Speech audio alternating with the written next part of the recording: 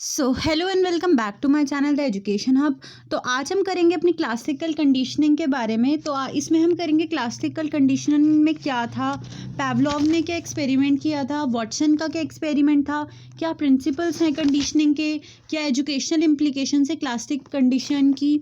तो आइए बिना टाइम वेस्ट करे वीडियो को स्टार्ट करते हैं। हमारे एक रशियन साइकोलॉजिस्ट थे जिनका नाम इवान पी पैवलोव था, जिन्होंने थ्योरी क्लासिकल कंडीशन की थ्योरी डिस्कवर करी थी। तो उन्होंने इस थ्योरी को 3 नाम दिए थे: theory of condition response, substitution of response theory और एक एस टाइप कंडीशनिंग। तो ये 3 नाम हैं। तो पैवलोव ने कुछ एक्सपेरिमेंट किए थे डॉग पे ताकि वो इस थ्योरी को अच्छे से एक्सप्लेन कर पाए। इस थ्योरी में बोलते हैं कंडीशन रिस्पॉन्स, इसका मतलब क्या होता है, जब हमारा कोई चीज़ देख के अपने आप जब हम कुछ किसी चीज़ को रिस्पॉन्स देते हैं उसको हम बोलते हैं कंडीशन रिस्पॉन्स। इसका मतलब है जब हमें भूख लगती है, व्हेन वी फील हंग्री, तो जब हमें जैसे भी किसी भी फूड की स्मेल आती है तो हमारे मुंह में क्या होता है, हम बोलते हैं ना मुंह में पानी आ गया। तो ये वाली वो बात है कि जब हमें भूख होती है तो नेचुरली हमारे मुंह में पानी आ जाता है। ये एक नेचुरल प्रोसेस है और ये बहुत ज़्यादा कॉमन भी है। और जैसे कि हमने देखा होगा, जैसे स्कूल होता है उसमें रिसेस की बेल होती है, ब्रेक की बेल बजती है तो स्कूल बच्चों के मुंह में अपने आप पानी आ जाता है, उन्हें पता चल जाता है कि अब हमें लंच मिलने वाला है। तो ये कंडीशन रिस्पॉन्स है, यानी कि कोई कंडीशन आई है, यानी कि जो बेल है वो एक कंडीशन की तरह काम करेगा और इसमें बच्चों को लंच मिलता है। और लंच बच्चों के लिए क्या होता है, एक री इन्फोर्समेंट होती है, मतलब बच्चों की खुशी के लिए हम वो रिस्पॉन्स करते हैं। अब हम स्टार्ट करेंगे पैवलोव ने क्या एक्सपेरिमेंट करा।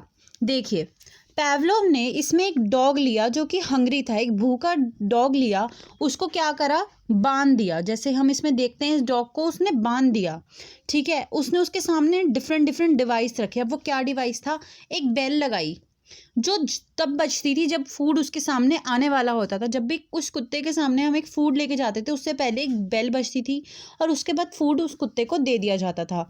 इस एक्टिविटी को कई दिन तक करा गया और सेम तरीके से किया गया।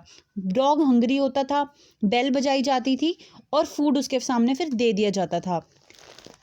फिर क्या होता था, फूड को देखकर जो डॉग है उसके मुंह में से सलाइवा आता था, ठीक है। कुछ टाइम बाद तक ये देखा गया कि सिर्फ बेल बजाई गई लेकिन फूड नहीं दिया।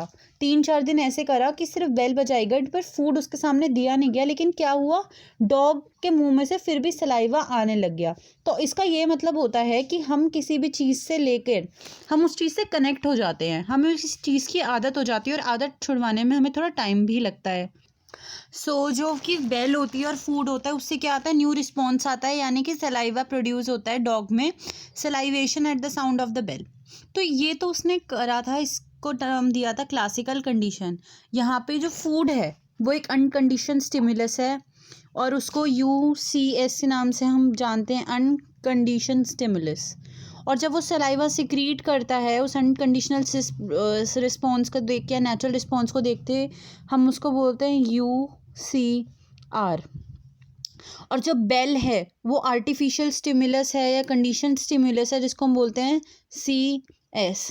और जो सिक्रीशन होता है सलाइवा का बेल पे भी, उसको हम बोलते हैं CR। जबकि फूड नहीं रखा गया उसके सामने, उसको हम बोलते हैं CR।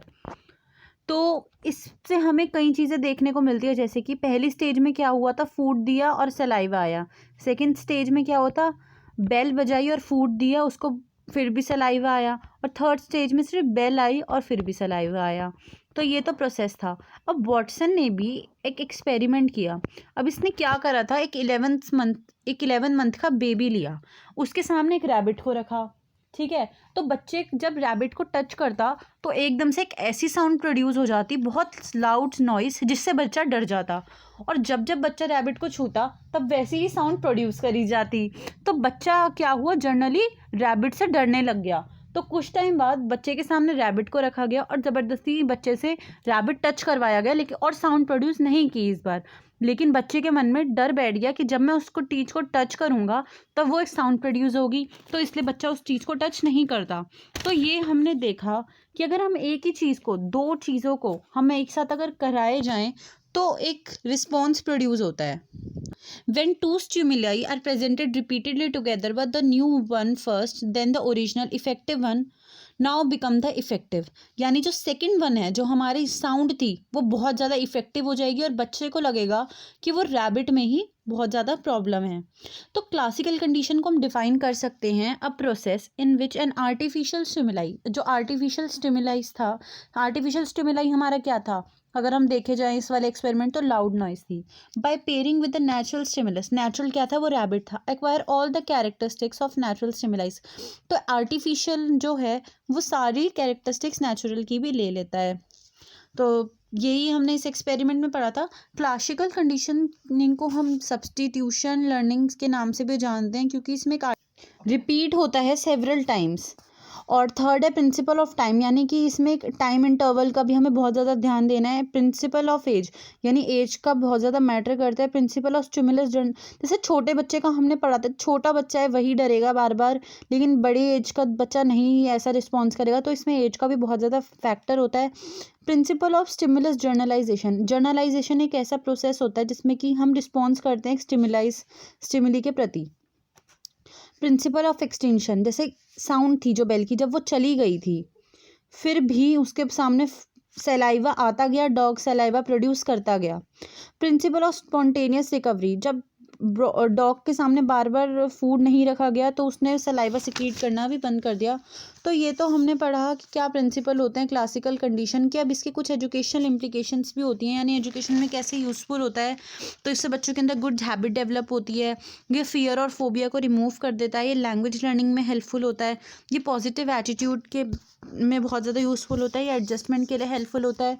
इससे क्या होगी, ऑडियो विजुअल एड यूज़ करके टीचर अपने चैप्टर को बहुत अच्छे से पढ़ा सकती है। अब ये जो क्लासिकल कंडीशन है, ये मेंटल हॉस्पिटल्स में ट्रीटमेंट होती है, इससे प्रॉब्लमैटिक और माल एडजस्टेड चिल्ड्रंस की ट्रीटमेंट इस थ्योरी से की जाती है, और ये एनिमल्स को ट्रेन करने के लिए वाली थ्योरी बहुत ज़्यादा यूज़फुल होती है।